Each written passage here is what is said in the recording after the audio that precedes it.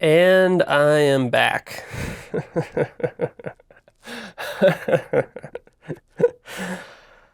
Oh man, so conscious. So much more conscious than before. 30 days of solo meditation, my 30-day solo retreat. Let me tell you how it went. A lot of stuff has gone by. Man, it feels like a year really has gone by rather than just a month. And so much stuff happened, so many amazing insights. In fact, 13 awakenings, each one deeper than the previous one. Life-transforming stuff. It's hard to even remember it all because it feels like I'm going back to another lifetime just remembering all that. And then coming back into ordinary life and then integrating it all, which I've been doing over the last few days. Man, this has been the most productive month of my entire life as far as my growth goes. A lot of amazing insights, truckloads of insights, pages and pages of notes full of insights that I want to share with you. And in this episode here, I'm not going to be going into full depth on all my insights. It's just not possible. There's too many of them. I'm going to be trying to just give you a summary, a nutshell of what happened over the last month for me during this solo meditation retreat. It's kind of weird to even be shooting videos because I'm getting used to coming back to my old life, my old unconscious life. And if everything feels a little bit different. I mean, it's all the same, but it also feels a little bit different because I'm different. So what happened? Well, it didn't quite go all according to plan. I improvised a lot, but the first 16 days of my retreat were pretty straightforward, like any meditation retreat basically would be. I spent about 10, 12 hours a day doing sits, mindfulness with labeling technique, do nothing technique, self-inquiry, so a combination of all those. Struggled a lot, was frustrated a lot, wasn't really getting the results that I wanted. Extremely bored. You haven't known these levels of boredom until you've done something like a 30-day solo retreat. It's just like boredom so thick that it's like death. It's like torture. It's that bad. But of course, all of that is part of the whole process of spiritually purifying you. So I did all that. Didn't have any awakenings during that time. And then I felt like I needed something more. So I turned to 5-MeO DMT. And then what I did is I sort of resolved to finish the rest of my retreat by doing back-to-back 15 days. I had like 14, 15 days left of 5-MeO. So I wanted to really, really test it out. No holds barred. Because in the past, usually when I did psychedelics, what I would do is I would place constraints on myself, such as like, well, don't do it too often, don't do it too much. The most I did 5-MeO up until this retreat was like 4 or 5 times in a row, which means daily, so 1 per day for 5 days. And that was during my last 30-day retreat last May. And that was amazing. I had a lot of amazing insights from that and a lot of growth from that. But after the 5th day, it became too much. So I wanted to really put 5-MeO again to the test because I was trying to, and I was hoping that I could use 5-MeO to sort of pioneer a new path towards awakening for people and to kind of experiment on myself and just see how far it can be pushed. So that's what I did. And so I did, I didn't end up doing 15 days. I did 13 days back to back, 5-MeO, roughly in the 20 milligram range. So these were moderate doses. They weren't super high doses, although for me, I'm very sensitive to psychedelics. For me, they were pretty substantial doses.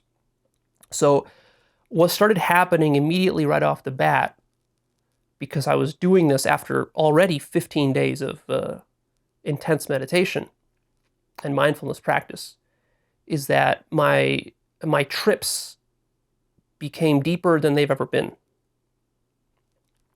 These were not like any other previous trips I've taken. And the most amazing thing started to happen, which was that every trip that I took produced a shocking, profound level of consciousness, superhuman levels of consciousness that I never imagined were possible before. And I've done 5-MeO, dozens of times already over the last 2 years. But even so, I was blown away because the levels of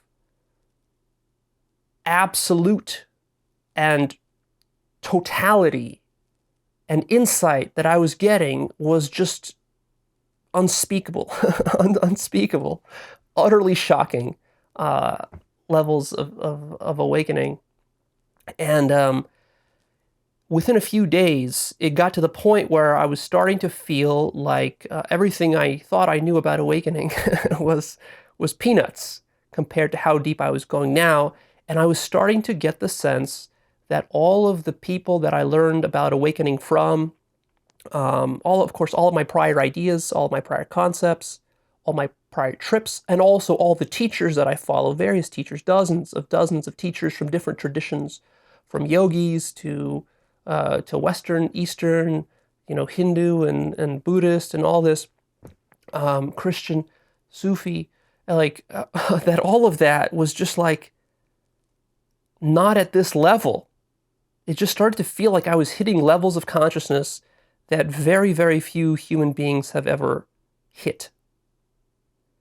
And so some of the insights that I'll be sharing with you here today, just keep in mind that they're coming from very advanced, superhuman levels of consciousness, which are utterly impossible to imagine. They're completely beyond the mind, completely beyond the self, and completely beyond many of the things that you'll read about in spiritual texts and non-dual books. Which is not to say, I'm not trying to say that I reached some highest level of awakening that nobody has ever reached. I'm not saying that. I'm just saying that these levels of awareness, I can just intuit and feel they're very rare. And so one of the most important lessons that I learned from these 13 awakenings of mine is that there's enormous levels of depth and degree to awakening. And that any teacher or teaching that tries to oversimplify awakening and tries to portray it as a one-dimensional binary thing, or even a thing that has 3 stages or 5 stages or 10 stages to it, hasn't really gone all the way. Because there's just so much there. And it's not that the awakenings are different every time. It's just that they have a different kind of flavor and a different level of totality. And what's so amazing about it is that each one of the awakenings feels total, absolutely total. But then the next one feels even more total. And the next one feels even more total. So you see the problem here? How do you know when you reach the end? How do you know when you've really exhausted the rabbit hole? How do you know when you've really comprehended everything there is to comprehend about awakening? It's very tricky because it's very easy to trick yourself into thinking that, well, the last thing that I had, that was total. And now I'm done. And now we're good. And now let's just kind of go live with life. Now I understand everything. But you don't understand everything. At least that's what I encountered in my experience. So, probably the third awakening in, the most significant realization that I had was that I am God. I am God. And of course, I'll be saying that a lot throughout this episode, and it's very easy to misunderstand this for those who haven't been doing this work. Very easy to misunderstand this as some kind of narcissism or egotism or megalomania. Not at all. When I say I'm God, I'm not giving myself any special privileged position. because when I say I simultaneously mean you. So I am God, you are God, I am you, you are me. It's all one.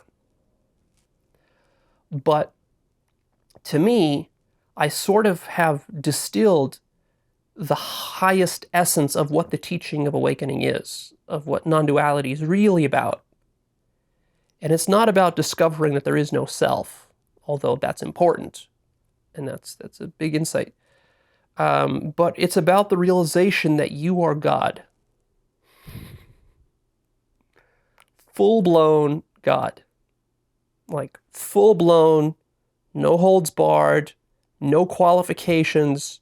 You are the entire God. Not some part of God, not some little figment of God, but like full-on God, and everything that the word God means, you are that.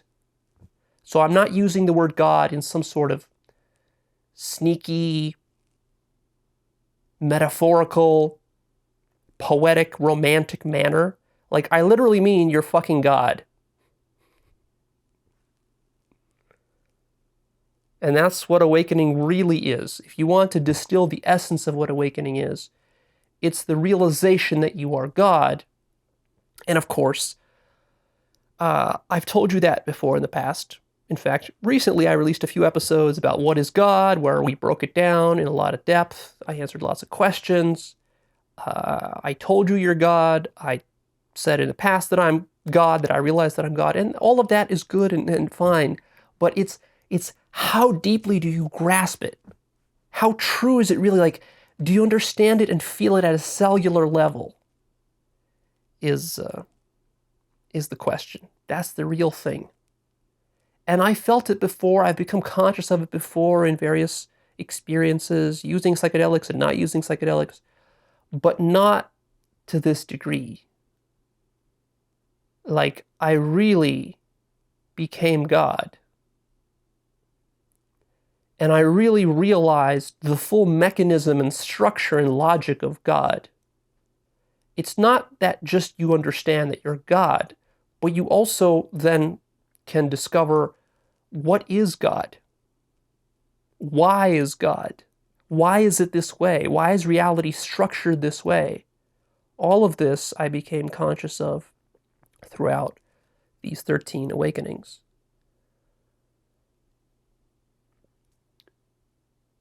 To the point where I became so conscious, just sitting here right now, that this present moment right now is eternal, and that I'm sitting here, and that I am God, and I am willing the entire moment into being through my infinite power and my infinite intelligence and will, such that my very hand and body and everything,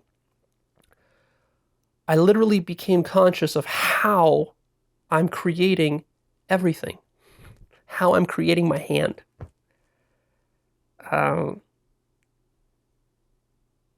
Using all of those attributes of God that we talked about in the What is God Part 1 episode, where I told you that God is infinitely intelligent, it's omnipresent, it's all powerful, it's benevolent, it's all loving, it's eternal. I told you all these attributes.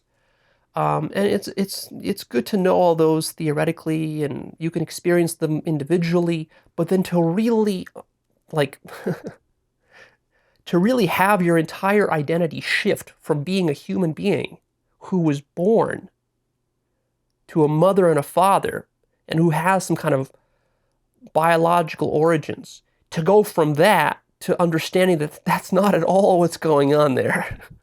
That's not at all how it is.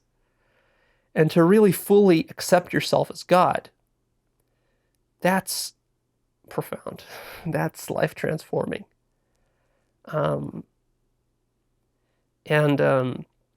to me, any spiritual teaching, any non-dual teaching that doesn't teach you directly and explicitly that you are God is not the highest teaching. It's just that simple to me. To me, the highest teaching is composed of, I have a list of notes here because there's way too much stuff to talk about to remember all this. To me, the highest teaching is that, number one, you are God. Number 2 is that God is infinite. And number 3 is that God is nothingness. Those 3 parts comprise the highest teaching, as I understand it. And then to explore all the facets and mechanics of God and to understand how God works and why it works the way it works. That's the cream of the crop to me, because I love understanding stuff.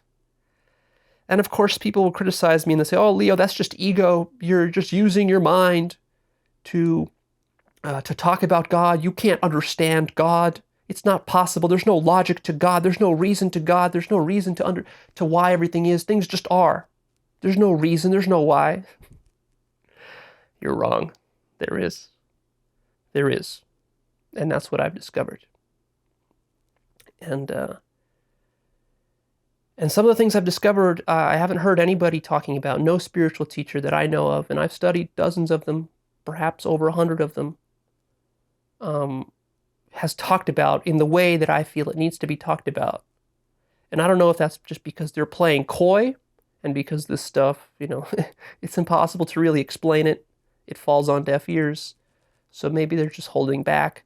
I'm sure many are holding back. A lot of the highest spiritual teachers do hold back a lot of stuff. They don't spill everything. But I think it's a shame that they hold it back. And so I'm going to talk about it here with you. Let's see, before we get into that, what else do I want to say?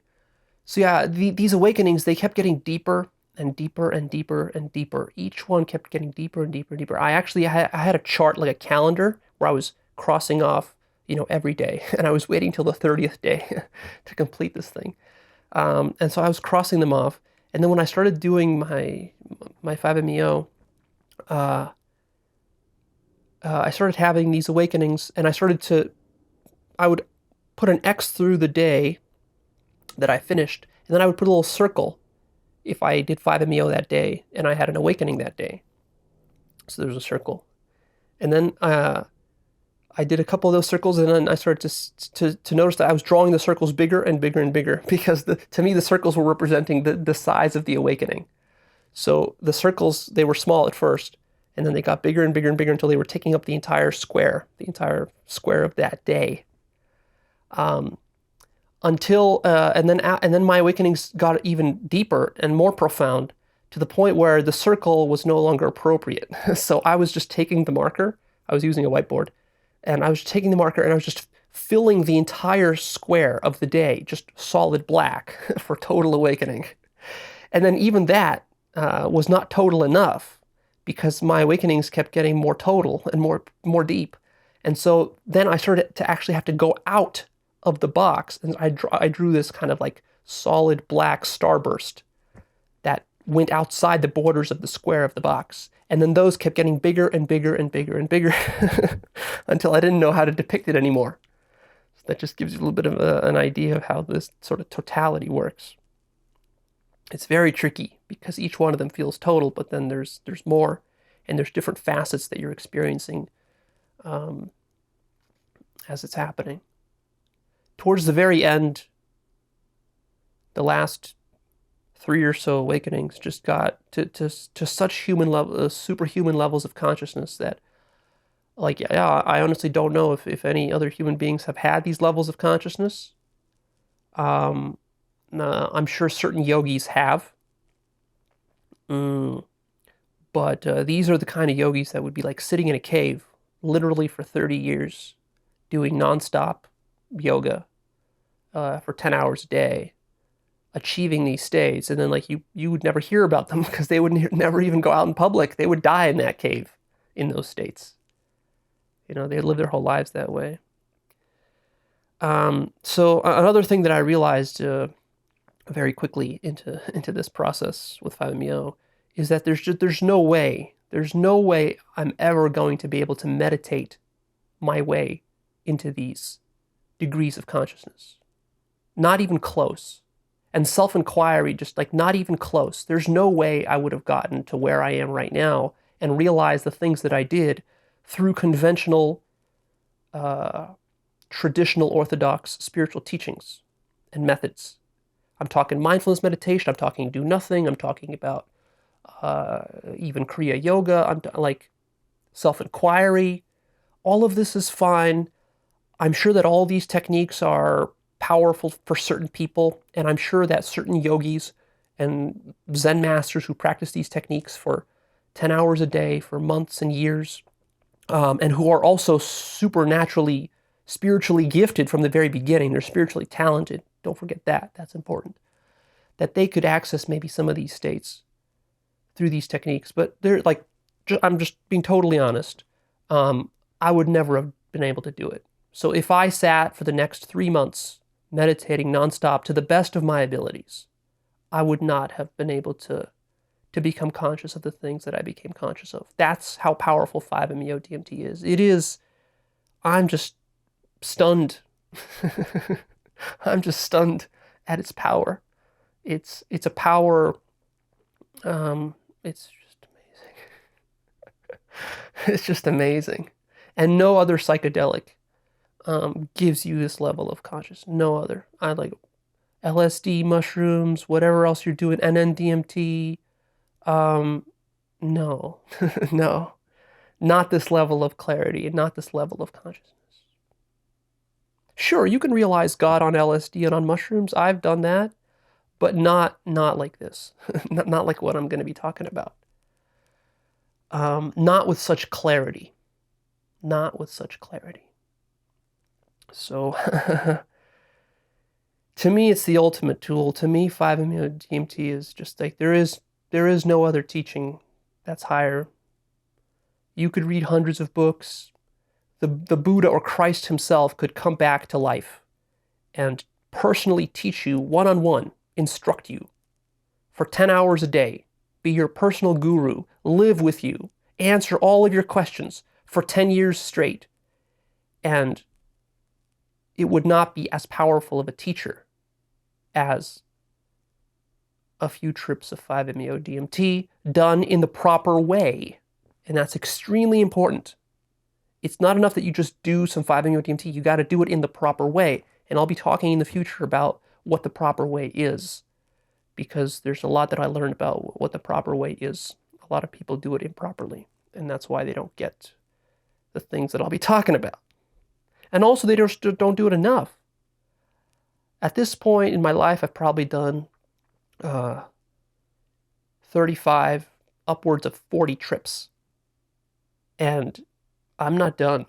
I'm not anywhere near done. There's way more there to learn. So to me, this is the ultimate tool for understanding reality. If you want to understand reality at the existential, metaphysical, ontological level, I don't know what better tool you could ask for. I don't know what more could you want. It's pure magic. It's a pure magic pill. Now, of course, that doesn't mean it solves all your problems. It doesn't mean it cures you of all your stuff. It's a lot of hard work. And in fact, of the 13 awakenings that I had on 5-MeO, there were 2 really interesting ones, which were psychological more than existential and metaphysical. Most of my insights and trips are metaphysical. And what I mean by that is that, for example, I become conscious that I'm God. I become conscious of the mechanics of how God works. I become conscious of infinite love or something like that. These are all existential, metaphysical insights. But you can also have very psychological trips. The psychological trips are more personally about you and your own stuff, your own shadow, your own neuroses, the stuff that you might go to therapy for, the stuff that's holding you back, the stuff that you do personal development for, that kind of stuff. The stuff that causes you a lot of suffering, all your devilry and selfishness, all that stuff, right? So all that stuff, it tends to be an obstacle for you realizing God. So what started happening is that the first 5 or 6 trips that I did and awakenings that I had, I was pure enough to have those, and they were metaphysical ones, and I was able to comprehend more and more of what God is and that I'm God. But then it got to a point where I hit an end to how far I could go with my metaphysical understanding without addressing some of my psychological stuff. And so I had 2 trips on that front. And during those trips, I was made acutely aware of my own inadequacies, which are preventing me from further realizing God. And so those had to be dealt with right in the middle of the trip. And in fact, the entire trip was devoted just to showing me that. And so the first one of those was I just became acutely aware of how much I lie and how inauthentic I am and how untruthful I am. And so this was a trip all about learning about honesty and authenticity. So my ego had to surrender its manipulations and lies, and I became very acutely conscious of how much I've been lying my entire life. Just lies upon lies upon lies upon lies, lies to myself, lies to other people. And I'm not just talking about black and white lies, the way you might think. Usually when I say lie, you think of something like, well, did you have sex with that person? You say, no, I didn't, but actually you did. I mean, obviously that's a lie, but that's a very black and white, obvious lie. I'm talking about very subtle forms of lying that you do, which feel and take the form more of like exaggeration, um, people pleasing, just not being authentic, holding yourself back, kidding yourself, various kinds of fantasies that you have, various attachments that you have that you just aren't honest with yourself about, various ways in which you scheme and manipulate, the machinations that you that you architect as a devil. So all of that, all the ways in which you're kidding yourself, all the sort of pleasant illusions that you cling to, which need to be let go. So I became acutely aware of that, and I started to let go of all those. That ultimately leads to the path of true authenticity. To be truly authentic and to be truly honest is important if you really want to realize God and embody your realization, because God is truth, pure truth. So for you to be able to embody pure truth, you have to be truthful and honest and authentic. And it became very obvious to me why I lie, why anybody lies. The only reason that you lie is because you're afraid. Fundamentally, you're afraid of death. But, because all fear boils down to fear of death, basically. But also, more practically, you're afraid of all the consequences that telling the truth will have for you in your ability to survive in the world. So that's why you learn to lie. You learn to lie in school, you learn to lie in your family, you learn to lie in business, you learn to lie in marketing and advertising. You learn to lie with the opposite sex, interacting with females and males, in dating, in relationships, in sexuality. You learn to lie in all these circumstances because your survival depends on it. The ego depends upon falsehood and lying to survive. And truth is a dangerous thing. Truth can get you killed. But you see, the problem is that God is truth. So you've got this real kind of a clash between your survival needs and all the lying that has to happen for you to survive, and all the fear that comes with needing to survive. And then the surrender of all that, and the letting go of all that so that you can become God, because God has no fear. And so because God has no fear, it doesn't need to lie. It's totally truthful. So that was a very big insight that I had. It wasn't just a theoretical insight. It was like at a cellular level for me. I was writhing around on the floor for about an hour, holding my head, just cringing in agony at becoming conscious of all the lies that I do and why I do it. And that was very cathartic and healing. And as all that was happening, you might say, well, that was a bad trip. It was immediately obvious to me why it was happening and that it needed to happen. And I didn't really suffer through it per se. I was in a sort of agony, but there wasn't really any suffering because I knew that this was just totally natural and totally needed to happen. It was just a purifying process. to allow me to go to the next level. And sure enough, the next day, I had my biggest awakening yet after that, because I really sort of understood at a cellular level that I need to be very honest and authentic in ways that I hadn't been before, in the way that I communicate with you, in the way that I communicate with people all around me, and just even with myself, in my teachings, in my thinking about the world, about reality, even in the way that I write, in the way that I walk, in the way that I talk, just in every possible way.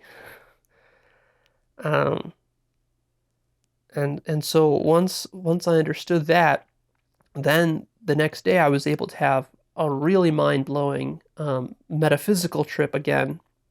Going back to the metaphysical trips, where it wasn't personal at all, but I just became so conscious that I'm God, to the point where it was just like this is just metaphorical here, but like I was so conscious that I'm God that you could have seen a halo around my head.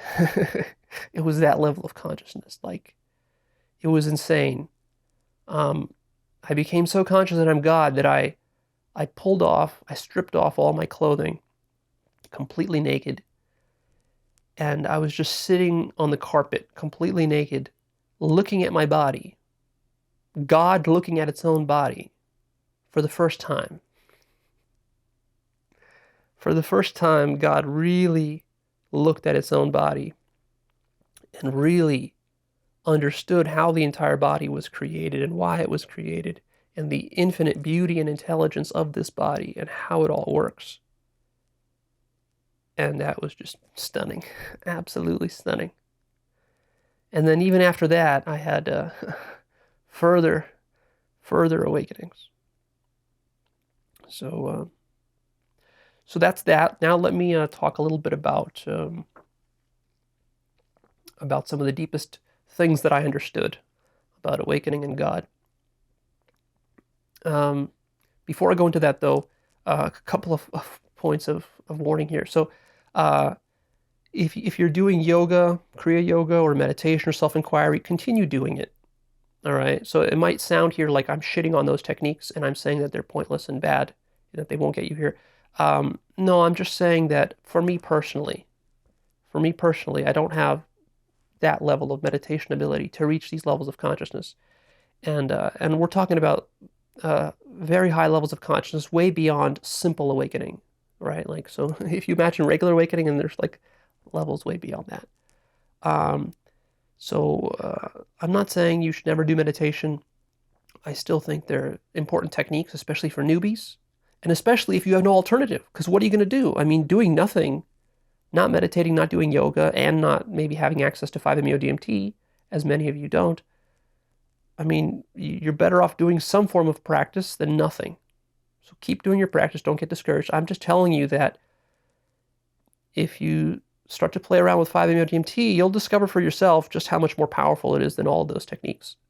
The things I'll be telling you right now in a minute are levels of total understanding of the universe.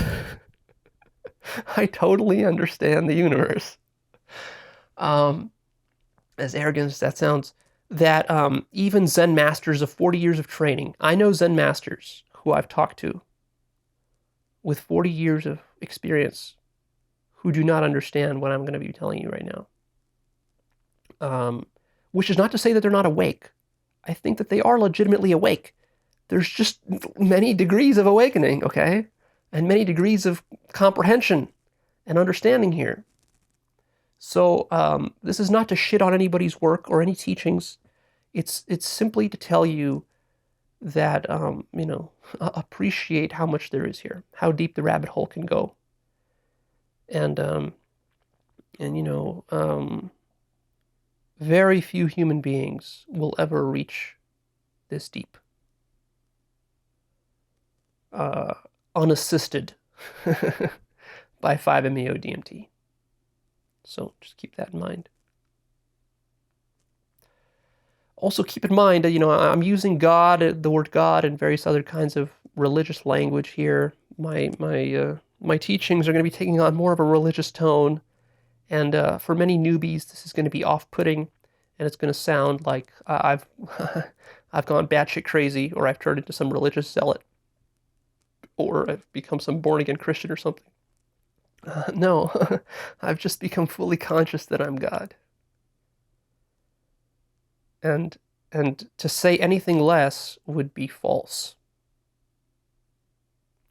I don't want to play games with you. I don't want to be coy with you. I don't want to play the sort of Zen master game where I'm winking at you and I'm giving you koans and fucking riddles to think about. No, like let's just talk about it as it is. I'm God, you're God.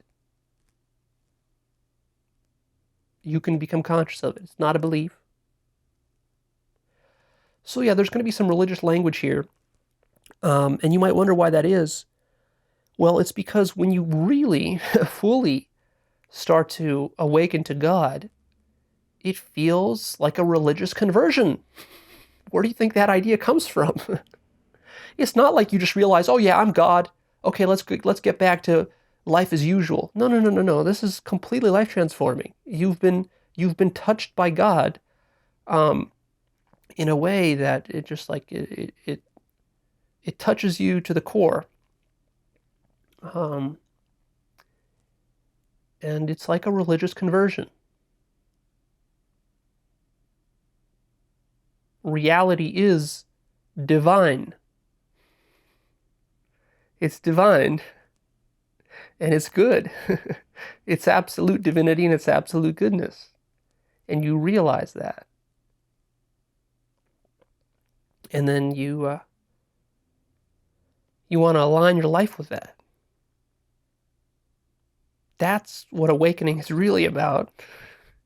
It's not about becoming conscious of some no self or some emptiness. I mean, yeah, God is emptiness. God is no self. We'll be getting that in a minute, but no, like you gotta really appreciate that you're God. You gotta really appreciate it so that it touches you, it transforms you. And then you'll understand all the religious language, and it'll all make sense. You'll understand the passion of the Christ. All this will start to make a whole lot of sense that it didn't make sense before. So, you want to know how the entire universe works? Why everything exists? What everything is? So, of course, I've told you in the past that everything is absolute infinity.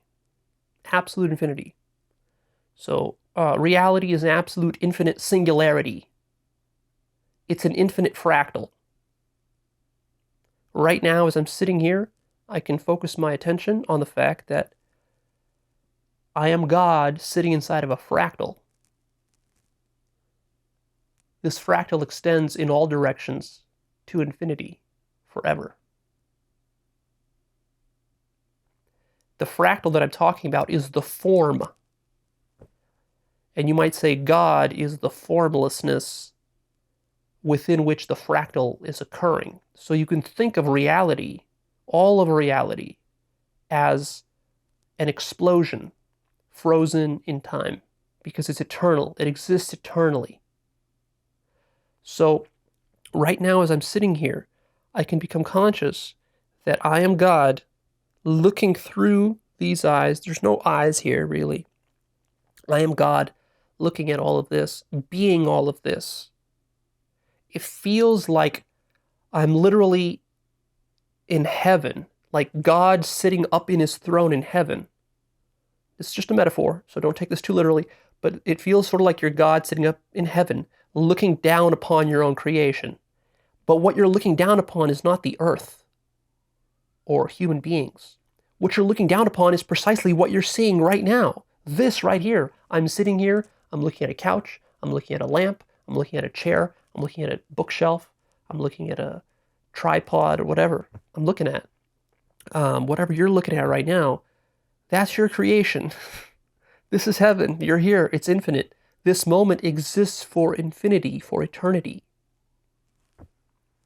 But you're not conscious of it right now. So, but that's the way it is.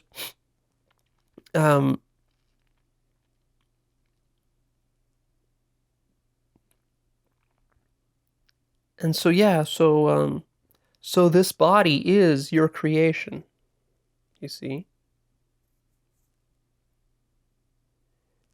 And this place that you're sitting in, this room that you're sitting in, is heaven. This is what heaven looks like. See, you've always thought that heaven was some sort of airy-fairy realm up in the clouds with golden gates and St. Peter sitting up there with the pearly gates and all that. Um, See, you've imagined this fantasy of heaven, but you don't realize that this right here is heaven. This is literally what heaven looks like. But you say, but Leo, this isn't heaven. Look at all the crap that goes on in this world. Look at all the murder and death and war and racism and hatred and mass shootings and all this. How could you say that this is heaven? See, what you don't understand, though, about heaven is that for you to truly be in heaven, it's not enough that you go to a physical location called heaven, and then everything there is peachy, and there's no murder and no evil. That's a silly, spiraldynamic stage blue, orthodox conception of heaven. That's not how heaven works. You see, the problem is that your own mind gets in the way of you recognizing that you're in heaven. So imagine the following scenario. Imagine that heaven was a physical place up in the clouds.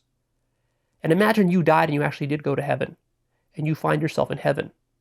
But imagine that you kept your current psychology as it is right now. You know, where you criticize everything, where you judge, where you bitch, where you moan, where anything someone says offends you and hurts you, and you get, you're trying to survive and you're trying to get love and approval and sex and money and all this. So imagine if you took that psychology, which you presently have, you took your ego mind into heaven, into a physical heaven. What would happen? You would be in hell. Because heaven or hell is not a physical location, it's your state of mind. It's your ego. So you see, if we took an egotistical person and put them into a physical heaven, you would think, well, they would be happy. No, they wouldn't. They would start to judge and criticize everything. You say, no, but Leo, but if everything was perfect, there'd be nothing to judge and criticize. No, you don't understand. Everything is perfect. Everything is perfect right now. Everything has always been perfect. There was never anything to judge or to criticize. It was always you. It was always your ego mind the whole time making all of it up. So you are literally in heaven right now, and you have been your entire life. But because of your ego mind, because of your survival needs, because of your judgments and criticisms, and your lack of awareness of the fact that you are in heaven, you've placed yourself into hell. You've constructed your own hell. So imagine a scenario where a person is in physical heaven, but they don't recognize it. And people keep telling them, hey, dude, you're in heaven. You're in heaven. What are you complaining about? What are you crying? What are you depressed about? What are you anxious about? And the person keeps saying, what are you talking about? This isn't heaven. This is hell. What could you do with such a person? God himself could not convince this type of person that he's in heaven, because the person would not believe it. Because the person is too busy criticizing and judging everything.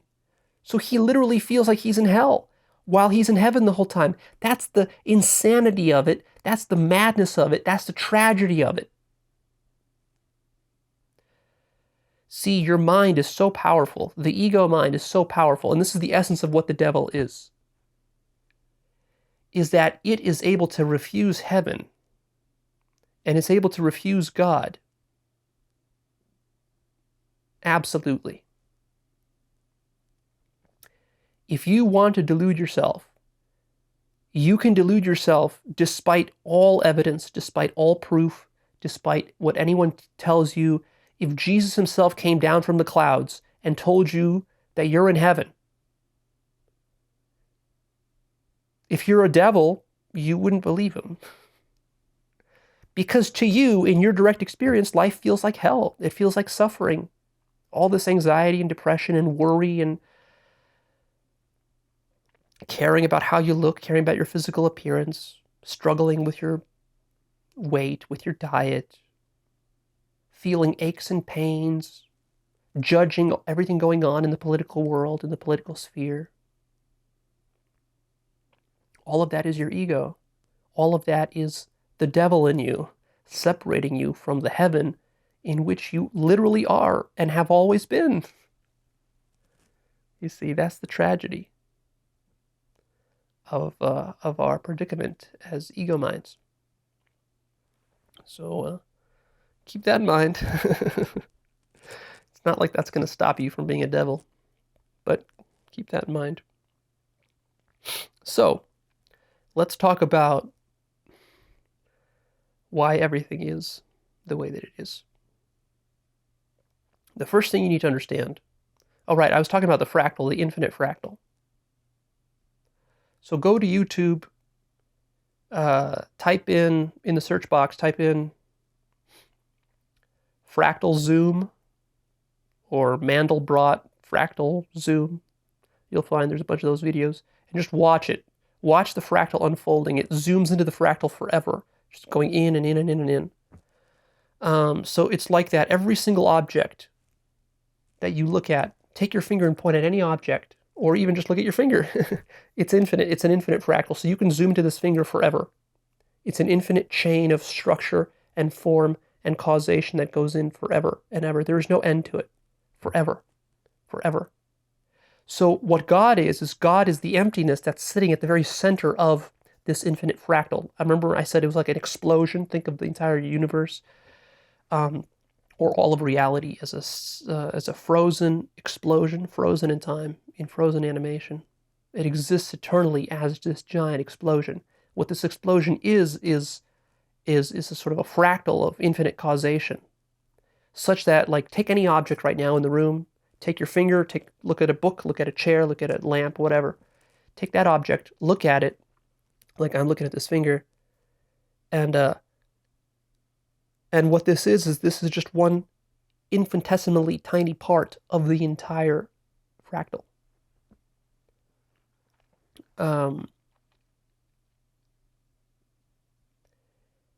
And any part of the fractal is precisely smack dab in the middle of the fractal.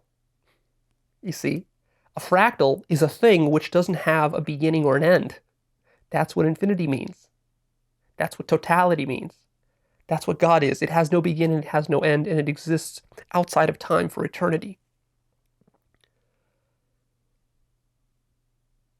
Eternity is what's conscious of this very moment right now. It appears as though stuff is moving, but of course it is moving. But the fact that it's moving doesn't change that it's always existing eternally. In the same way that if you have a film, like a movie, for a movie projector, for one of those old-time movie projectors, when you're watching the film on the theater screen, it seems as though each frame is only displaying on the screen for a fraction of a second. And it feels like it comes and it goes, and then it's gone. But if you look at the entire film as a totality, the actual film reel, every frame exists there all at once. So the problem is that usually when you're interacting with reality, your standard ordinary level of consciousness, it's like you're watching frame by frame. And so things seem to flow, and things don't seem like they're eternal. But when you get a high level of consciousness, you can realize that no, it's like it all exists all at once. Sort of like, think of the first memory you have, or the first time that you were, the memory you have of first grade, your first day of school. You remember that? So you would think, well, that time is long since gone, right? Where did it go? It died? It disappeared? No, it exists right now. Every moment of your life, it all exists eternally. Like, it's not happening right now, but it all exists. Because it's just one infinite explosion. It's like an infinite singularity of everything that has ever happened. That's what reality is. So yeah, you can become acutely aware of this this fractal. And so see, what happens is that when you become aware of this infinite fractal, you become aware that the very room you're sitting in right now is this infinite fractal, and that it's infinitely far away from the edge. There is no edge to reality or to the universe. You're always in the middle of it, no matter where you are. You could travel for 100 billion light years to the edge of the universe, and you think, well, now I'm at the edge. No, you're just as far from the edge as you are sitting here on Earth. That's what infinity is. In the same way that, for example, if we take, see, don't mistake infinity with numbers. Infinity has nothing really to do with numbers. Numbers are sort of one example of infinity, but everything is infinity, not just numbers. That chair, that lamp, your body, everything is infinite. The universe.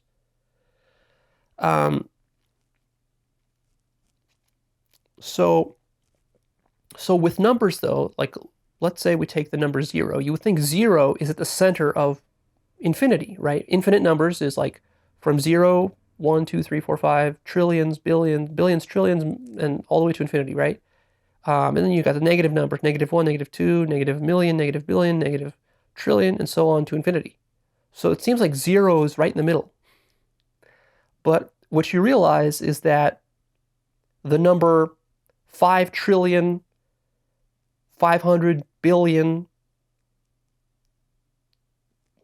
8,000,021, that number, any random number that you pick, is smack dab in the middle of all the numbers, the infinity of numbers, you see. So it is with your body, with your house, with your car, and everything else.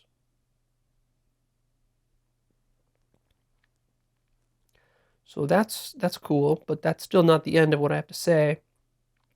We're really just getting started here. The most important and probably profound thing that I became conscious of is why the formed fractal, that is everything, is precisely the way that it is and not some other way.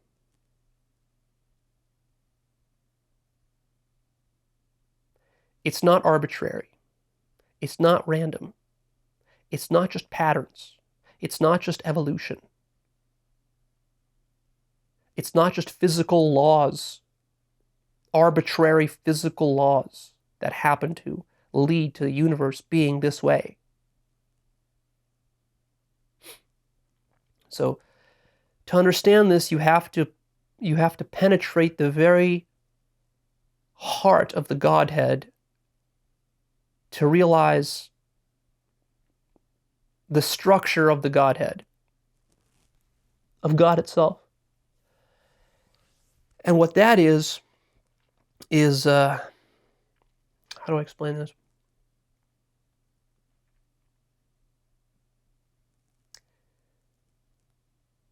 It's total lack of limitation.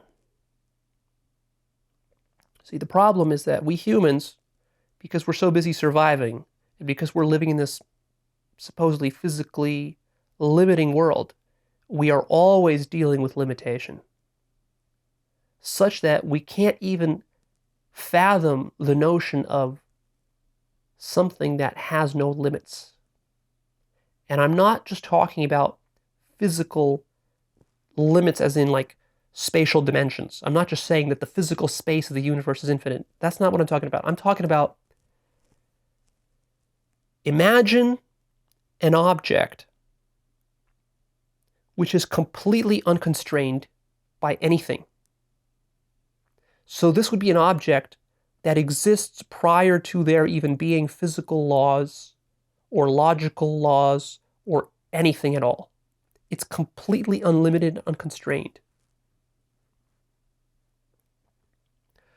Science and physics would tell us that you can't have such an object.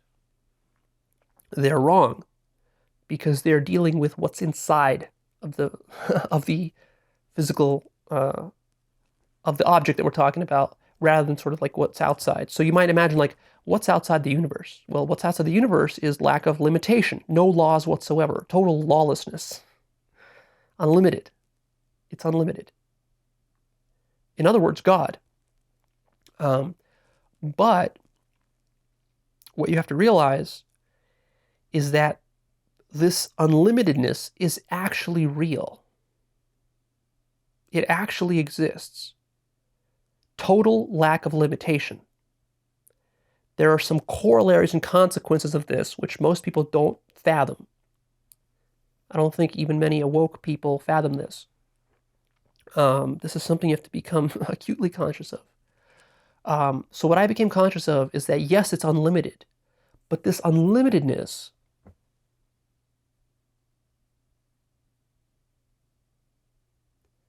is then all powerful. You see, you don't understand. It's impossible to explain to you what unlimitedness really means, the full consequences of it. I mean, you can get it as an idea, but the consequences of it, you don't understand the consequences of it. The consequences of unlimitedness is everything that's happening.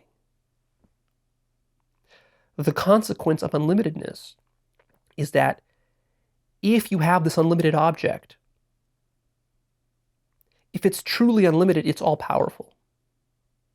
It can do anything. Really try to understand what this means, because this is utterly profound. It can do anything, which means it can be conscious, which means it can be totally conscious, totally self-aware. So usually when you think of an object, you think of a dumb thing like an atom, a molecule, a book, a table, something dumb. But see, we're imagining an unlimited object. An unlimited object can be intelligent. It can be sentient. It can be conscious. It can be alive.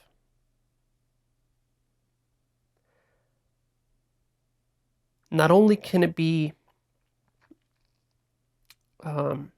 intelligent, it can be infinitely intelligent. So imagine an infinitely intelligent object.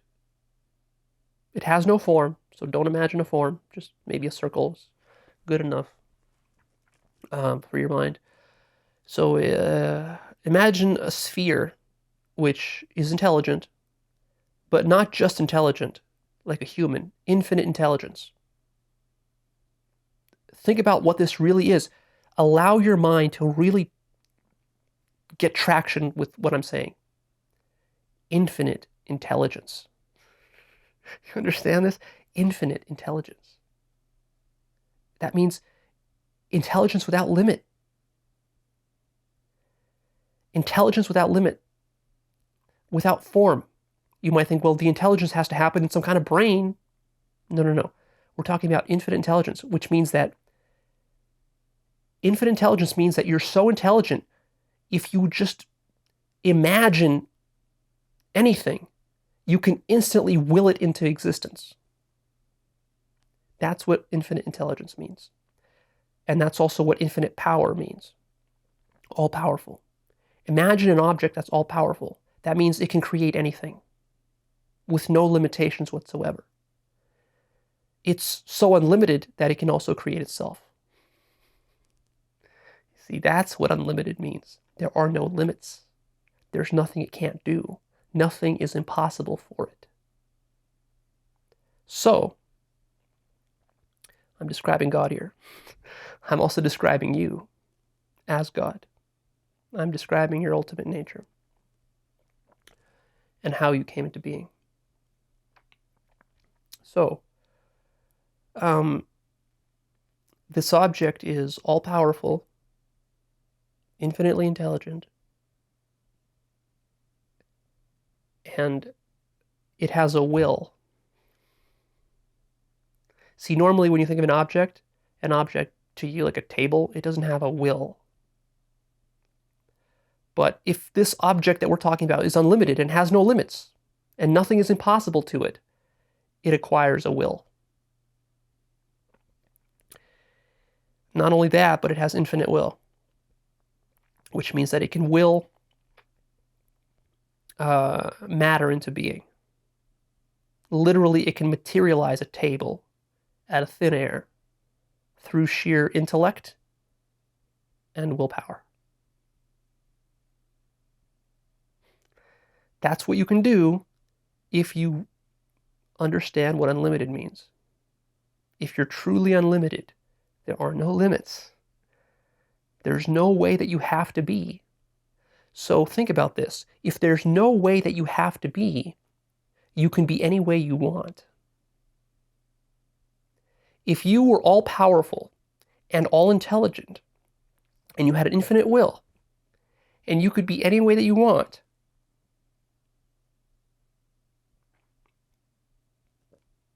how would you be? If you were God and you could create anything, what would you create? Think about that.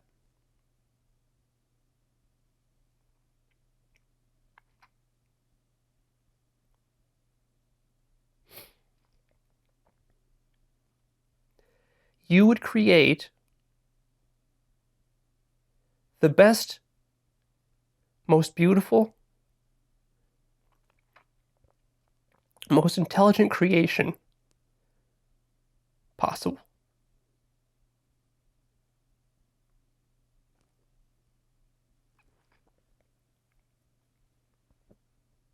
You would use your infinite intellect to run through every permutation, every possibility of how you could structure reality. And you would structure it in the best possible way for the entire whole, for everybody. Not just for one organism, and not for your own self, but for everybody.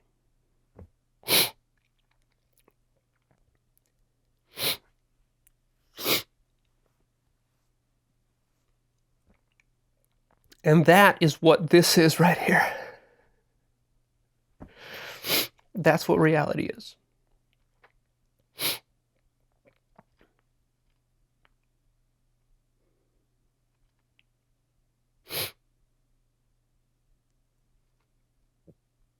It's infinitely good.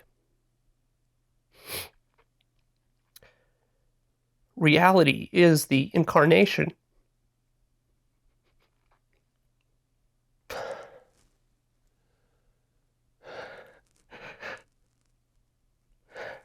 of infinite goodness and infinite love.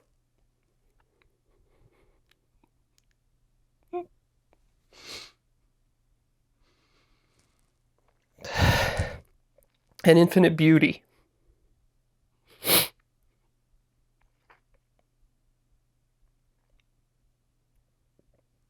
And the only way that that could be created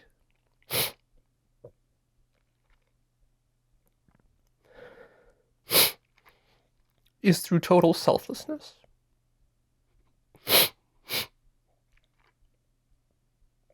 You'd have to be totally selfless to do it.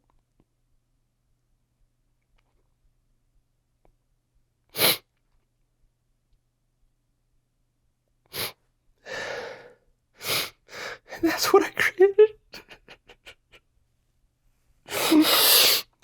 That's what I created.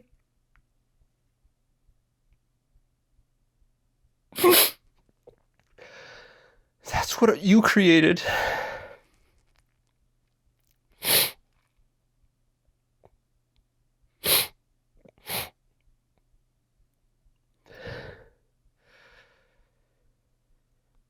It's pure love. It's pure love. It's pure intelligence. It's pure goodness. Goodness without an opposite.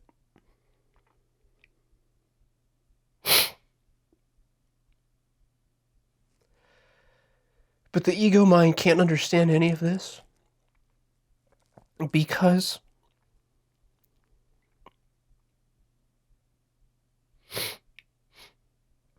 You're thinking to yourself, Leo, what are you, crazy? Good? What are you talking about good? What about the mass shooting that happened the other week? What about terrorists? What about murderers? What about rapists and tyrants and drug dealers and warmongers and all this? Is that good?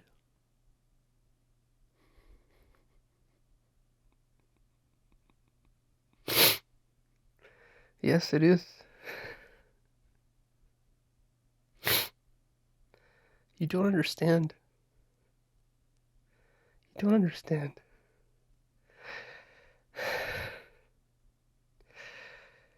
You're judging it from a position of selfishness. You see, you believe yourself.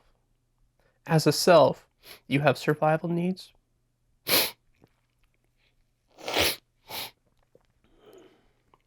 These survival needs blind you.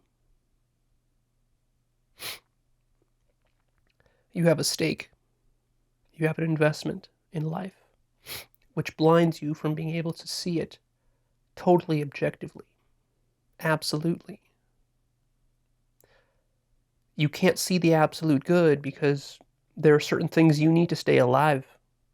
You've internalized those needs so deeply that you see things as evil or bad or wrong or imperfect or flawed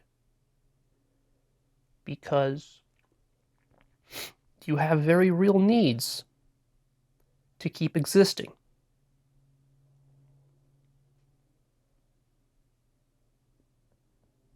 But God doesn't have those needs.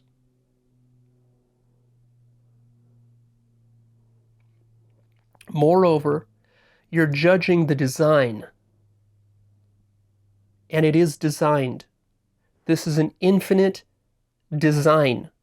There is not a single random or arbitrary thing in the entire universe. Every hair on your arm, every particle of dust on every planet, around every star, within the billions of galaxies which exist within this universe, all of it has been designed meticulously, precision engineered to work together as a seamless totality for the greatest good of all. See, you say, well, Leo, but some mass shooting that happened last week, that wasn't good. If God was all loving and so good and so intelligent, he would have designed it so that there couldn't be a mass shooting last week. You're evaluating from such a narrow, myopic perspective. See? From such a narrow perspective. You're not thinking about how everything interconnects with everything else. Infinite interconnection. Because your intellect as a human is limited. I'm talking about an infinite intellect. Think of it like a chess game. An infinite chess game with an infinite number of squares and pieces. A human can only think so many moves ahead. So you, in your myopia and egotism, you look at a mass shooting on television and you think, well, that's pretty bad. That's clearly evidence of the imperfection of the universe, clearly evidence that there is no God and so forth, and that a good God wouldn't allow such a thing.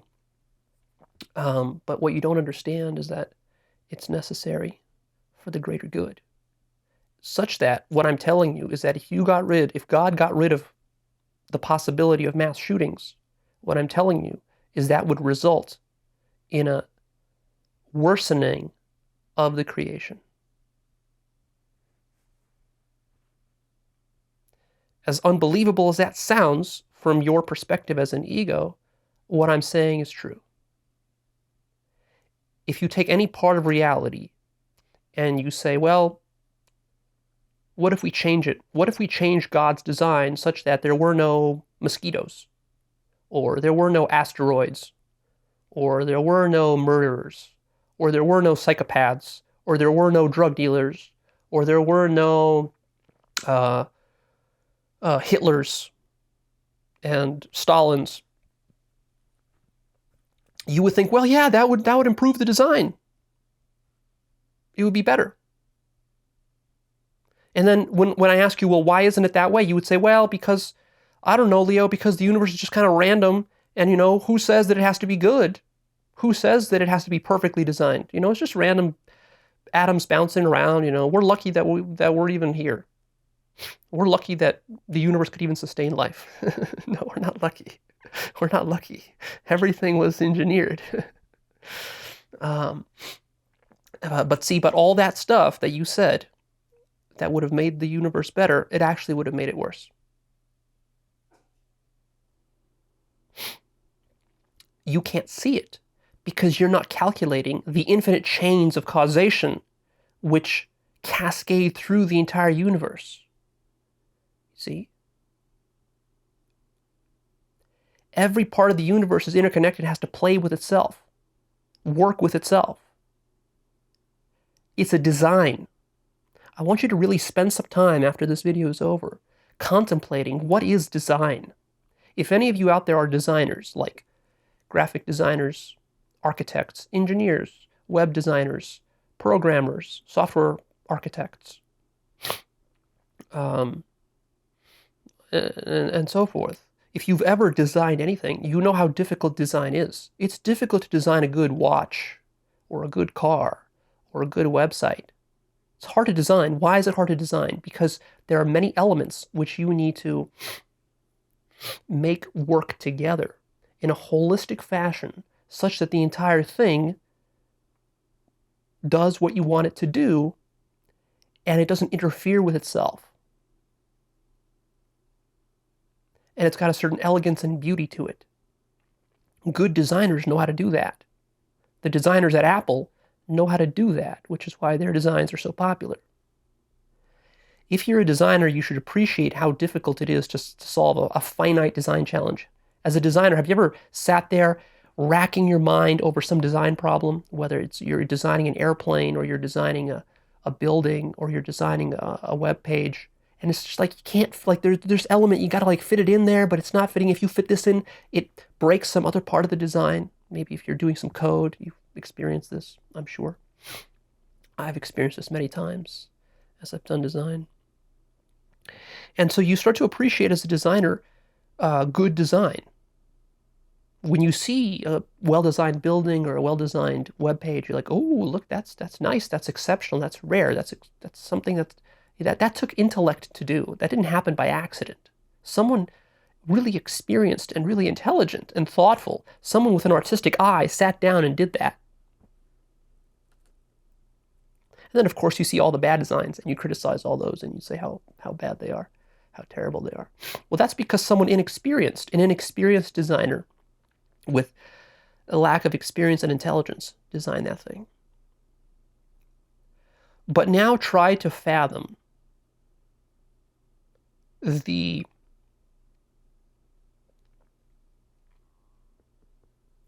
design challenge that God has. You, as a software engineer, web designer, you're dealing with a very finite design challenge that has maybe 20, 30, 100, 1,000 moving parts.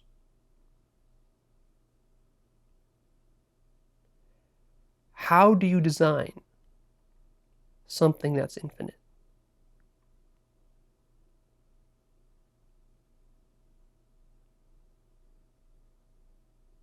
For example,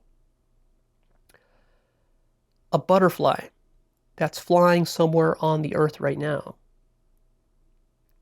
is being affected by the gravity of every rock on the entire earth, by the sun, because the sun heats the atmosphere of the entire planet. Every molecule in the atmosphere, trillions upon trillions of oxygen, nitrogen, hydrogen, oxygen, and so on, molecules in the atmosphere being heated by the sun, creating pressure and temperature differences across the globe, which result in wind and air currents.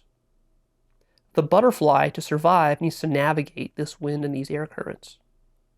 The butterfly is itself made up of billions of cells, all alive, each cell an individual organism unto itself, controlling itself, fighting for its own survival, regulating itself. If you study molecular biology, you understand the complexity of things like the Krebs cycle, or the way that the biological cells convert and process ATP energy, and the way plants do photosynthesis, how complex and delicate it all is. So there are billions of cells within that butterfly working to live individually, but also then working collectively together in order to move that butterfly, have it flap its wings in the right way, in the right manner. The butterfly's wings are designed in such a manner that they work against the air currents.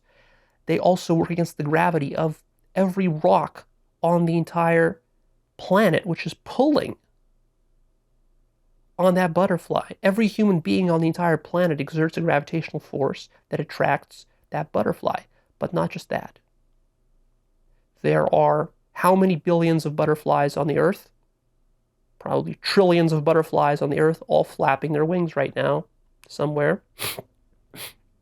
All of them exerting gravitational force on each other. All of them also contributing to various wind currents that exist around the entire globe. But it doesn't stop there. There are 100 billion solar systems in the Milky Way galaxy. There are 100 billion or more galaxies in our known universe. There are trillions upon trillions of planets out there. How many of them have butterflies or something like that? All of those planets, all of those stars, all of those butterflies, all of those rocks, even if it doesn't have butterflies, let's just say it's a dead planet. Let's just say it has rocks and nothing else. Well, each rock that exists on a planet on the opposite side of the universe is exerting gravitational force on every butterfly on the entire planet of Earth.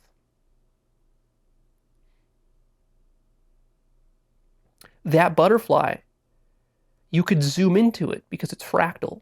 It has no scale, which means you can zoom into that butterfly forever and ever and ever and ever, beyond atoms, beyond quarks, beyond subatomic particles, beyond strings, forever. There's an infinite chain. That one butterfly flapping its wings right now somewhere on this planet is like a universe unto itself. In fact, every single object is a universe unto itself, which goes on to infinity.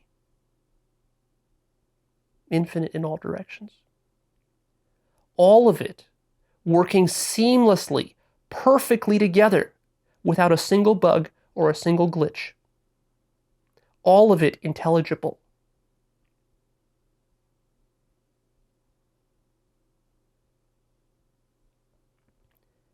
How do you design that?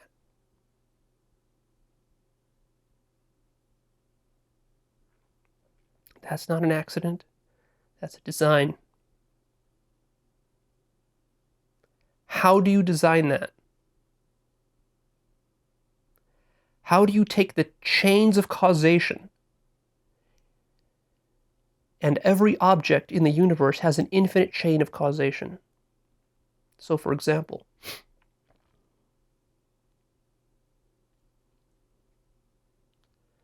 why am I wearing white today?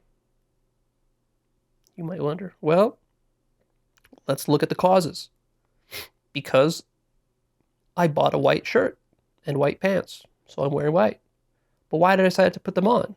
Well, because I felt like it, because I did this 30-day solo retreat. But why did I decide to do this solo retreat? Well, because, I got into meditation and enlightenment. Well, how did I get into that? Well, because I got into meditation originally because I got into pickup. Well, how did I get into pickup? Well, because I wasn't that good with women when I was younger, didn't have a lot of experience. Well, why did that happen? Well, because I was shy in school, and because I came here from a different country, so I never really felt like I fit in. Never felt like I was quite an American. Okay. Well, why did that happen? Well, because I was born in another country. Well, why did that happen? Well, because I was there was a sperm and an egg in some man and some woman that was in a different country. It was in Russia. Okay. Well, why did that happen? Well, because the sperms and eggs of their parents were in that location too. Well, why did that happen? Well, because other generations of humans were there. Well, why did that happen? Well, because of the collapse of the the Roman Empire. Okay, well, why did that happen? Well, there's hundreds of speculative historical causes of the collapse of the Roman Empire, and so on and so on. It goes back and back and back and back. We can trace it all back all the way to the beginning of the Big Bang. And that's why I'm wearing white today. And you might think, well, it all stops at the Big Bang. No, it doesn't. The Big Bang is just one tiny part of an infinite thing. Think of the Big Bang as a dust particle on some giant's nose. That's all it is. On and on forever. And not just that, that's just one dimension of the chain of causation which leads me to wear white today. We could also analyze it in a different way. We could say, the reason I'm wearing white today is because, well, this clothing is probably sewn together somewhere in like Bangladesh or in China. Well, somebody there sewed this clothing and I bought it online. Okay, so why did somebody sew this clothing? Well, because there was some businessman who had some entrepreneurial idea that we should sew this kind of shirt. Someone had to sit down and design it. Some shirt designer, some tailor had to design this thing. And then some poor woman who works, 15-hour shifts in Bangladesh had to stitch it together in some sweatshop. And why did that happen? Well, because she was poor. And why did that happen? Well, because of geopolitics and the historical developments of Bangladesh versus America. When you can study history and all the causes there, and and again, you can trace that chain of causation all the way back to the Big Bang and before. So what we have is that every object in the universe has an infinite chain of causation, literally infinite, forever, in all directions. All of these chains of causation have to cascade and ripple through each other. Like, for example, the gravity of the Earth affects the material of the clothing that I'm wearing. Normally, you don't think about any of this because none of this has anything to do with your ordinary life. And yet, at the same time, it is all of life. There could not be ordinary life without what I'm talking about here. The thickness of your clothing is directly proportional to the gravity of the Earth, directly proportional to how far away the Earth is from the sun, directly proportional to how much radiation there is in the atmosphere. Depending on how much radiation there is in the atmosphere, the clothing would have to be a different thickness, different color. The material out of which your clothing is made, like if this is made out of cotton, that's a natural material, plant material. Those plants have to live according to how far they are from the sun. And so forth. So if the gravity on the planet was different, we'd be closer to the sun. Temperature would be a little bit hotter, let's say, on the planet. The cotton plant, even if it existed, let's assuming the change was very minor. Let's say we were only like 2 inches closer to the sun. So, cotton plants would still probably exist, but they would be different. Maybe they'd be a little bit thicker or thinner, I don't know. And so on and so forth, all the way to the beginning of the Big Bang, right? So you see these chains of causation ripple through each other. Usually when science is analyzing something, science analyzes only a few simple linear chains of causation, like A causes B causes C. Very simple stuff. Something like, eating bacon causes heart disease. Okay, that's a simple chain of causation, and even there it's not quite clear whether that's true or not, but let's assume it is. But it's a very simple chain of causation. But imagine the chains of causation just running through your body alone in order to make your heart function, to make your kidneys function, your liver function, and all that. There are trillions of chains of causation just running so that you could flex your finger like this. Trillions of chains of causation are doing that. Every atom in the entire universe right now is involved with the causation chain of the flexing of my finger. Now, of course, as a scientist, you'll say, well, Leo, but it's an insignificant quantity, something like 0.0000001% influence from some distant star. That's true, but it's still happening. It's still happening. You can't deny that as a scientist. So the problem with science is not per se that science is false. It's extremely partial. It's completely overlooking 99.999% of everything. And it's especially overlooking the holistic design and integration and how all of these chains of causation ripple through each other. Science is terrible at looking at that. And when it does, then you get chaos theory, for example. And chaos theory has some profound implications, and it shows some of the limitations of science. It also talks about fractals, which is why I'm calling it a fractal. It is a fractal. And so the point of all this is to get you to start to understand the significance of what this thing called reality is. See, you've been overlooking the significance of it.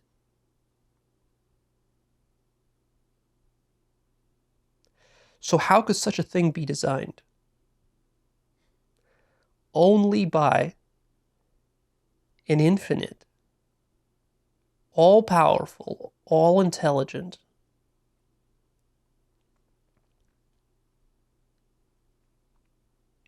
object.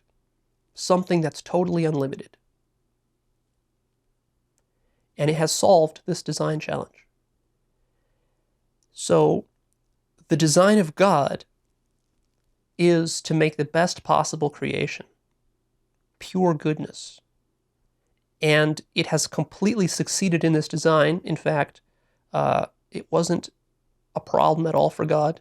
God solved the design challenge instantly because that's what unlimited power allows you to do. See, with unlimited power, you can solve an unlimited design challenge with 0 time.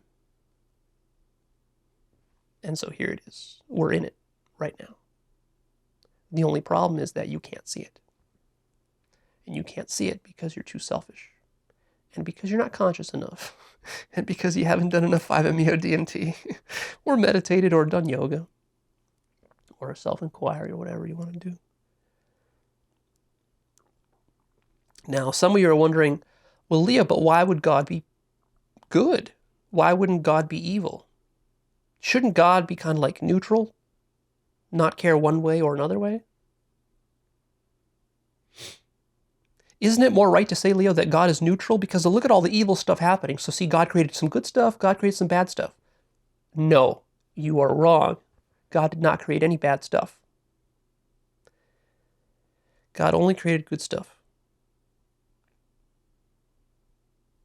That's the miracle of awakening, is that you realize that. You realize infinite goodness. So, in answer to your question, the reason that God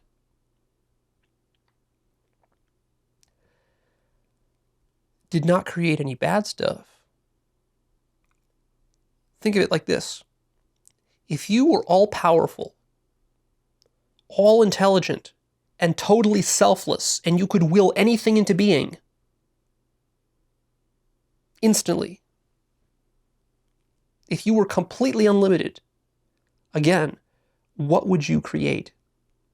Would you create anything bad? Would you create anything evil? No.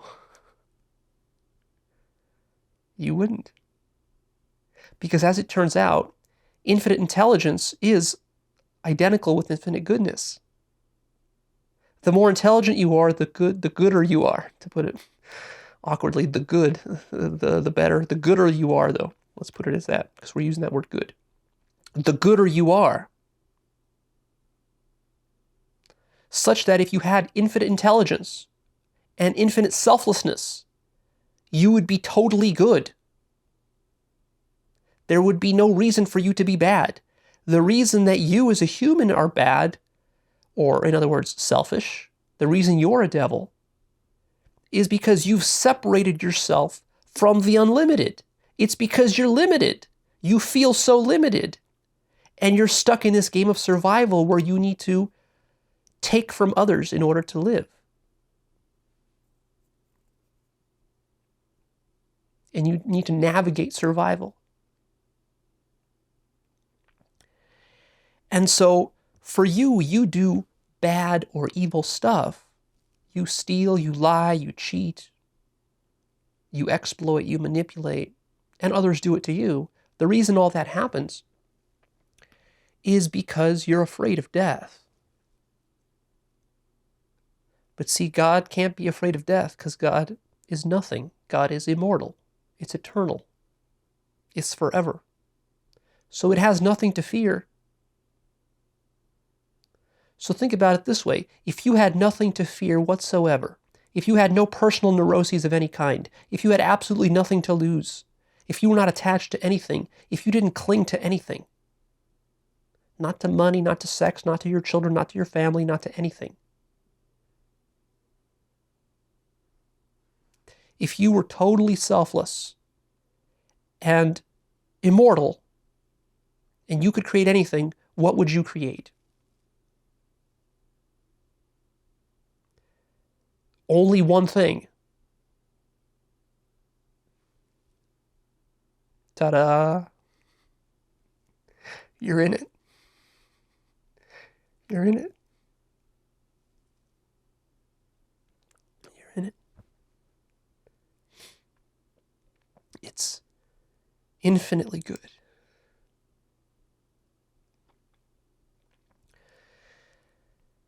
You would spend an eternity crafting a design where nothing was left to chance, where every piece of an infinite design was perfectly aligned with every other piece of a design, so that it forms one seamless totality with infinite perfection and infinite goodness and infinite love and infinite beauty. Not for the benefit of one human or even the human race, not even for the benefit of life per se on the planet Earth, but for everything. You've played an infinite chess game, and you've looked an infinite number of moves ahead, and you've calculated everything, such that everything is there for the good of the all. Now, locally, you as an individual human, see, the problem is that your perspective is so myopic and limited that you don't have this cosmic, absolute perspective. You're not worried about the all goodness of things. What you're worried about is you're worried about what's good for you. And that's why you can't see the absolute goodness and beauty and intelligence of the universe, is because you're judging it for what's good for you. So, for example, if someone runs over your dog tomorrow, you're going to say, oh, God damn you, God, how did you create this bad universe?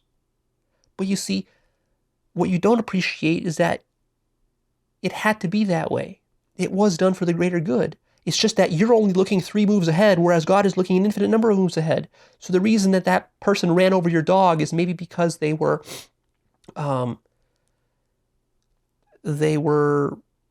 drunk, driving drunk. And you would say, but a good God would never allow drunk drivers.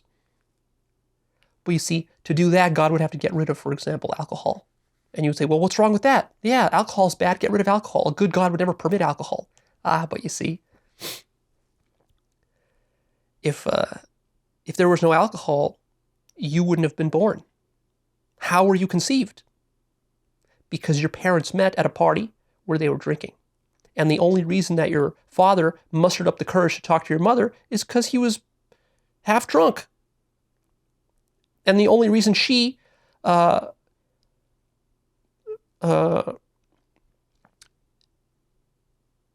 accepted having sex with him that night after the party is because she was half drunk. And then by accident you were conceived. And so here you are. you see. So the problem is that you, as a little myopic human, you're so selfish, but you start to try to like micromanage and try to change reality, try to change the infinite design of God, but every time you try to change it, you actually make it worse. Which is not to say that all humans are always making things worse. Certainly you can improve things as a human. You can design better governments, better cars, and so forth. But you have to be very careful about what you're designing and how you're designing it. And especially, don't be so arrogant as to think that you can redesign the very existential structure of the whole universe for the better. Don't get simplistic ideas that, well, if we got rid of alcohol, then that would be a better universe. And if we got rid of murders, that would be a better universe. No, it wouldn't. It wouldn't. You're wrong. You're just wrong. You're too myopic. Your vision is too small. So, literally, if a thing is happening, if it exists, it is absolute good. Nothing bad or evil has ever happened in the world, nor can it ever happen. God only allows absolute good to happen. That's what existence is. It's absolute goodness. Do not make the mistake of thinking that infinity is some sort of soulless, dumb, brute force object like a bunch of numbers or some physics formula or just the set of all possibilities. Reality is not the set of all possibilities. Reality is the set of all of the best possibilities. And there is only one such set. It is the infinite set. It is infinity. Infinity is identical to goodness. Is identical to love. Existence is literally synonymous with goodness. Such that if it's not good, it can't exist. You see? It can't exist.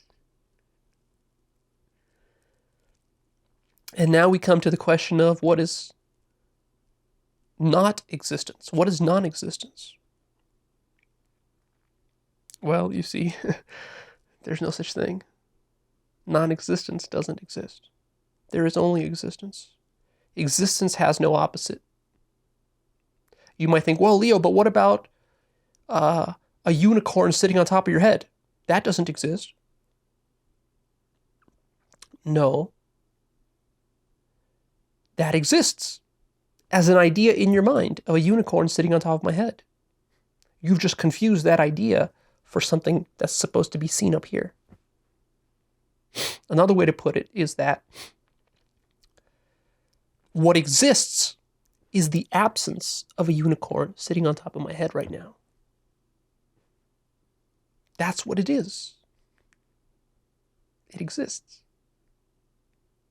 So when the entire world of form disappears, what exists? Just pure existence, devoid of any content. You might say, well, Leo, that's non-existence. No, it's existence, devoid of any content. See, what existence is that which is the case, that which is true. That which is true is that which is happening right now. There is nothing but truth. There is no such thing as falsehood. You might say, well, but Leo, what about lying? Isn't lying falsehood? Again, you're getting lost in concepts. A lie has to exist. A lie has to actually be truth. It has to be being. It has to be a lie. The idea of non-existence itself exists as an idea in your mind. There's no such thing as non-existence. There's only ideas, concepts, fantasies of non-existence. And therefore, God is immortal, because God is just existence. And existence just exists forever, without opposite.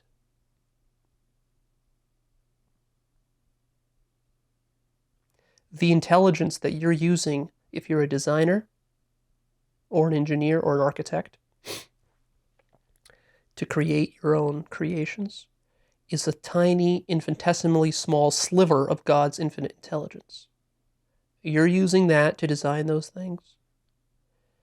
Multiply that times infinity, and that's how you were designed. And you can, in fact, become directly conscious of how the will of God instantly manifests into, for example, your body. I became conscious by looking at my hand how I, as God, am creating the hand instantly through no mechanism whatsoever by willing it into existence. This infinite hand with its trillions of cells all working together perfectly in order to be able to do all the things that a hand does. And of course, this is just a tiny piece of the infinite whole. And it's absolutely one. All human beings are just the same God looking through the eyes of a different form.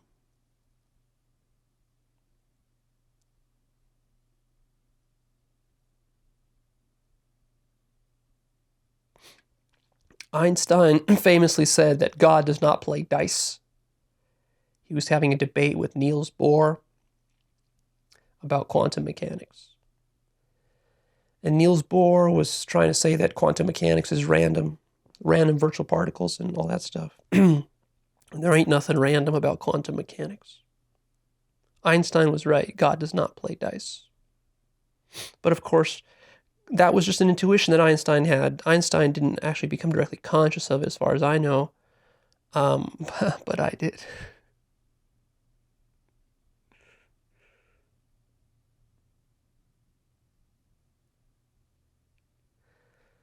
So, what I'm here to tell you is that if you're a philosophically minded fellow like myself, and you like to question the universe and why everything exists, and why it is the way it is, and how everything works, if you're really curious, then follow that curiosity. Ultimately, after decades and decades of pulling your hair out, maybe growing a beard, maybe taking some 5-MeO-DMT, a couple dozen of enlightenment experiences, you can become fully conscious of why it's all here. You're it. You did it.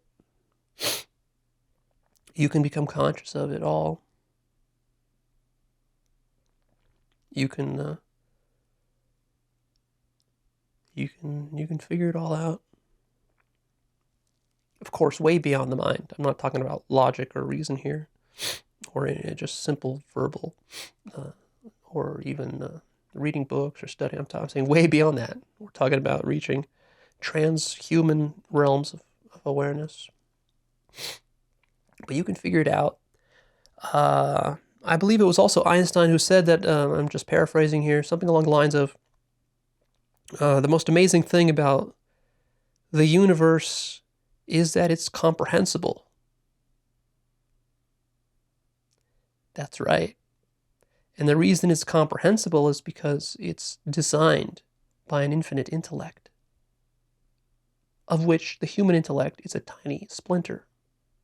So everything you see around you is intelligible. But your notion of intellect has to expand enormously. I'm not talking about IQ when I'm talking about intellect. I'm not talking about traditional first-order logic or reason. I'm not even talking about human cognition per se. And I'm not talking about just linguistic propositions. I'm talking about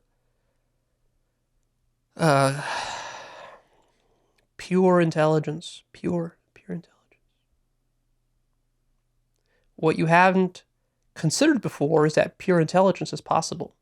See, you thought intelligence was some byproduct of some neurons in some brain. That's not what intelligence is. Consciousness is infinitely intelligent.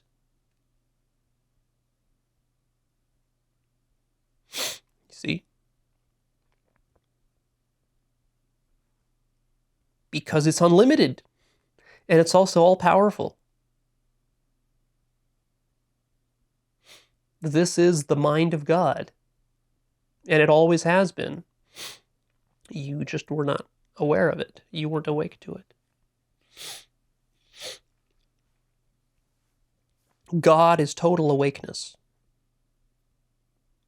God is also nothing. So at the same time, it might be sounding like I'm talking about stuff that has happened. All of this just exists and it's all real. At the same time, all of it is absolutely nothing, because infinity and zero and nothingness are identical. Somethingness and nothingness can't be distinguished. But they also can. When you don't distinguish them, it's nothing. When you do distinguish them, it's everything. It's like looking at a glass. You could see it as half empty or half full. Both are true simultaneously, depending on how you look at it.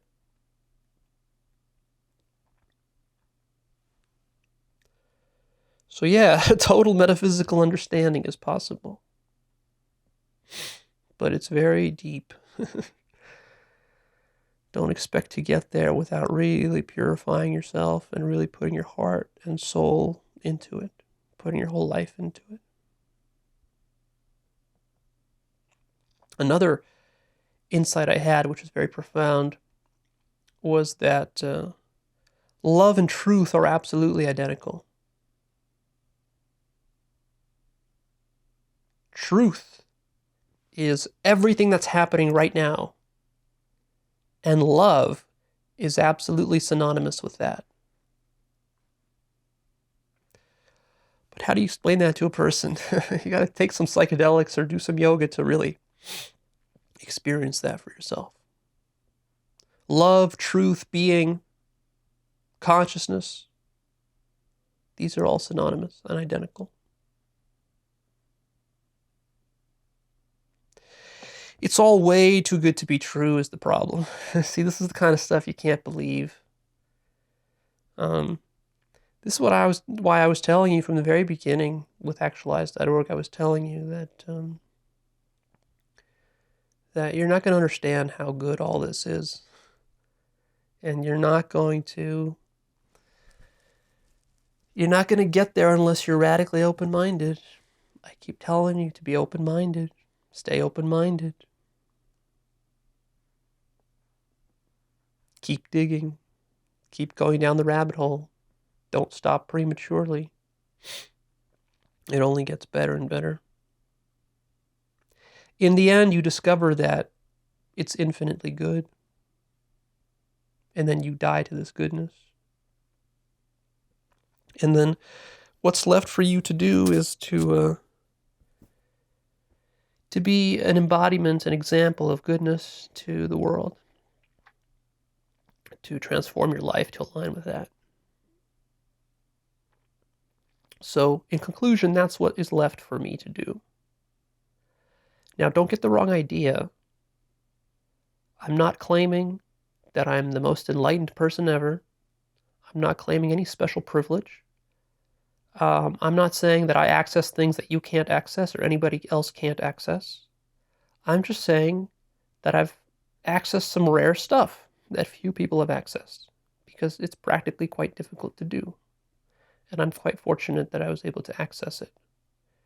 I'm not even saying that I'm woke or enlightened. I don't consider myself actually awake yet. I still consider myself as having a lot of work to do to reach full awakening and liberation. I have become conscious of these various things, and these things have transformed me in certain ways. But at the same time, as I am God sitting here before you, I'm also just a petty human with petty needs and desires playing a game of survival within this dream. I still like certain bad food. I still have bad habits. There's a lot of stuff that I need to work on. I still have fears and anxieties. I still get sad sometimes. I get depressed sometimes. All those ordinary human things still happen. I still have to worry about money. I still have to pay my bills. I still have to do my taxes. Speaking of which, April 15th is coming up. So all of this is still at play. That's sort of the jarring feature of this work, is that at the same time you reach these incredible highs where nothing matters. And then you drop back down to ordinary life where the littlest things can annoy you. Some traffic jam can annoy you. And it might seem like it's a contradiction, but it's really not, because you're simultaneously God and you're simultaneously a human chimp animal. And you want to eat and shit and fuck. So don't go holding me to some kind of ungodly standard. I will disappoint you for sure. I have a lot of work left to do. Like I said, I don't even consider myself awake yet. I have a lot of work to do just to awaken. And even after that, there will be a lot of work to do on removing various kinds of shadow issues, neuroses, and problems, and then finally reaching liberation. You have to make a distinction between awakening, having an awakening experience, which is relatively easy, still hard for most people, but relatively easy, compared to liberation, like total liberation. To be in this constant state of God consciousness, that's really what I'm saving the word awakening for.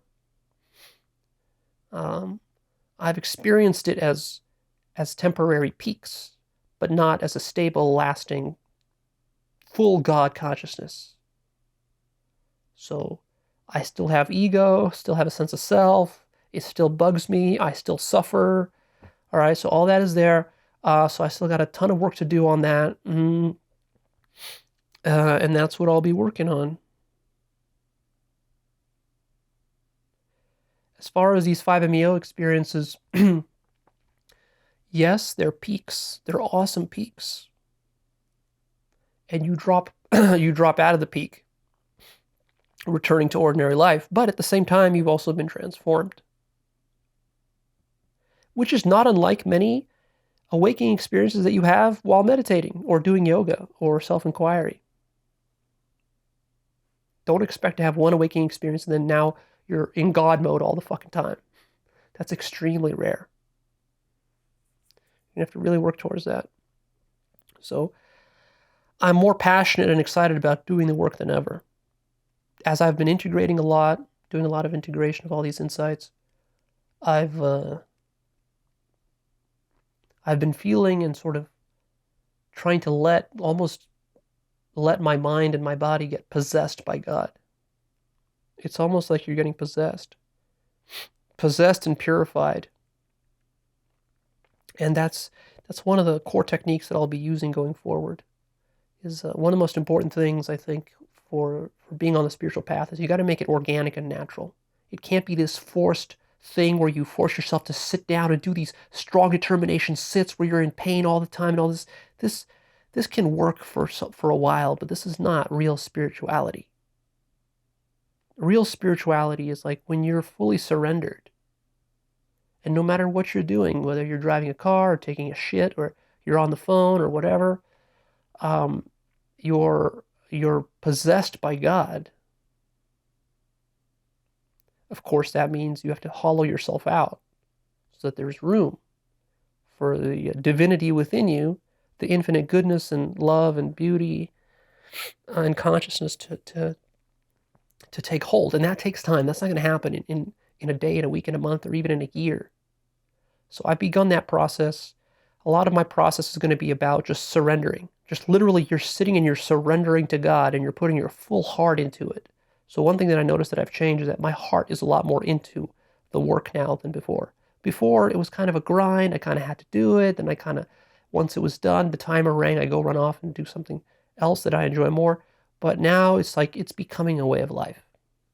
And it has to be that way. It has to be fully organic. Fully organic. Fully authentic. So that's what I'm working on. I'm working on being more authentic. Hopefully you feel that now. I've definitely been transformed, but there's a lot of work left to do. And a lot of stuff that I want to share with you in the future going forward, a lot of insights, a lot of profound videos to talk about. Really, my whole understanding of awakening has been transformed.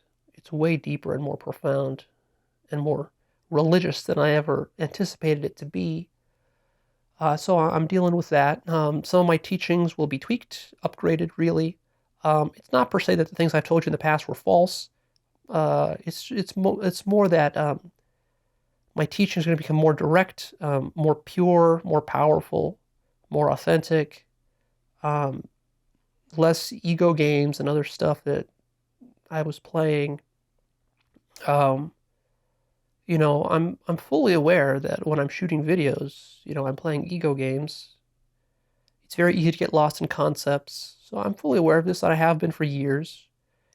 But the problem is that, changing it is the hard part. It's easy to be aware of it. Um, Changing it is the hard part. So I'm working on that. That'll be a multi-year long process. I'm changing how I do work. I'm changing how I relate to people. Like, a lot of stuff in my life is changing. It's very exciting, also kind of scary at the same time. I'm not quite sure where things are going to go, how things are going to unfold.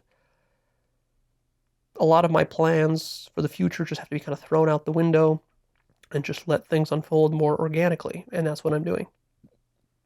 So in the future, what's going to happen is that there's going to be more weekly videos, some very profound stuff. So stick around for those.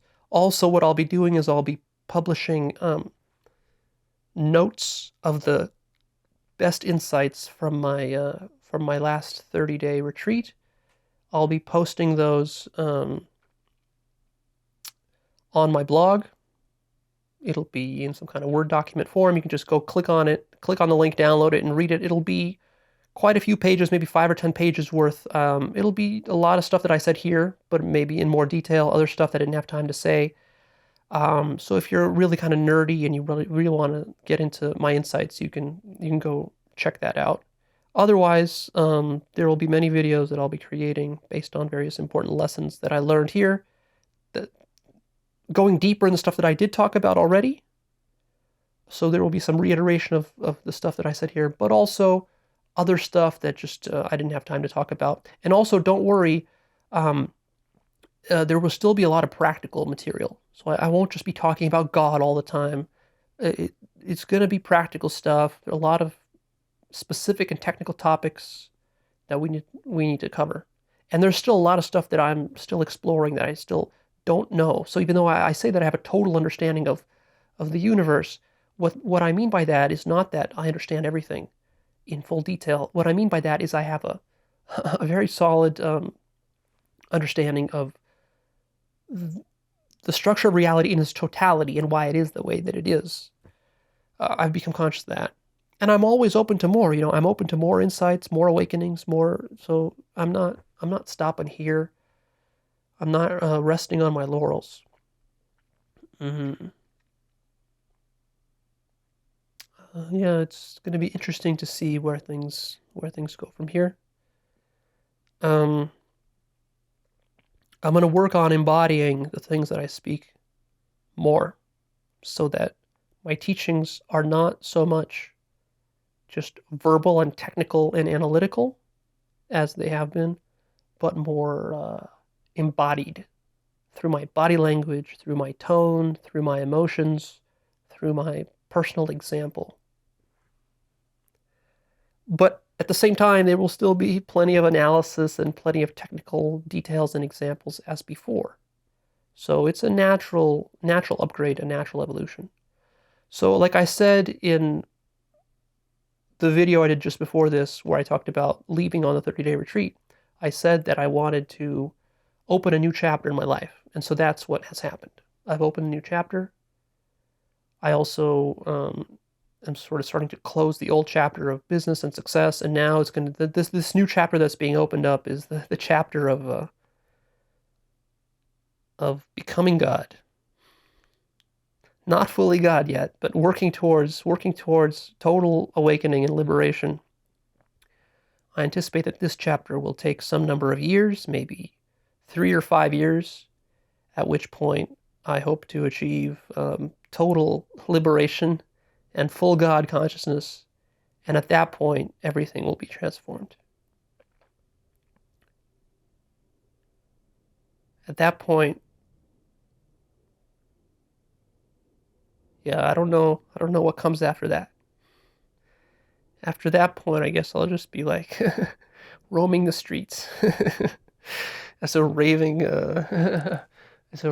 madman yogi. preaching God to people or something like that. We'll see. We'll see what happens. It's hard to say. But that's it for now. Hope you enjoyed.